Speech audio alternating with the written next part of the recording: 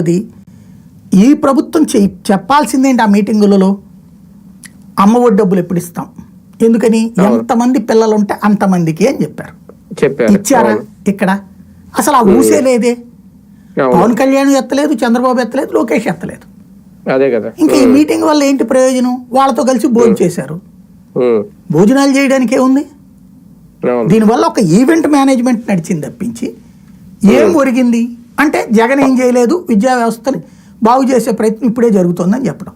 ప్రజలు దాన్ని అంగీకరిస్తారా లేదా అంటే జగన్ని వ్యతిరేకించే వాళ్ళందరూ అంగీకరిస్తారు, జగన్ అనుకూలించేటటువంటి వాళ్ళు నవ్వుకుంటారు, తటస్థులు వచ్చేటప్పటికి అయోమయంలో పెడతారు. తటస్థులను అయోమయంలో పెట్టడమే ఈ కార్యక్రమం యొక్క ఉద్దేశం లాగా కనబడుతుంది.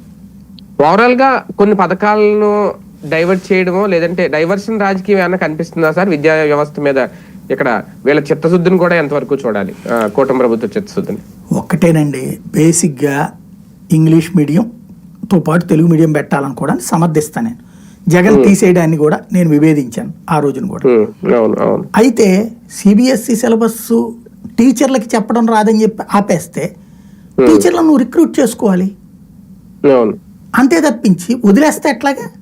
ఇప్పుడు ఎందుకు ప్రభుత్వ పాఠశాలలు ప్రైవేట్ పాఠశాలతో పోటీ పడకూడదు?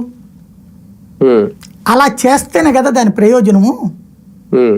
ఇప్పుడు భవిష్యత్తులో కావాల్సింది ఏంటంటే ఇందులో ఉన్న పిల్లలలో బుర్రున్న వాళ్ళని తీసుకెళ్లి ప్రైవేట్ స్కూళ్ళకి వేయడం కాదు. ఇదివరకు జరిగినటువంటి ప్రాసెస్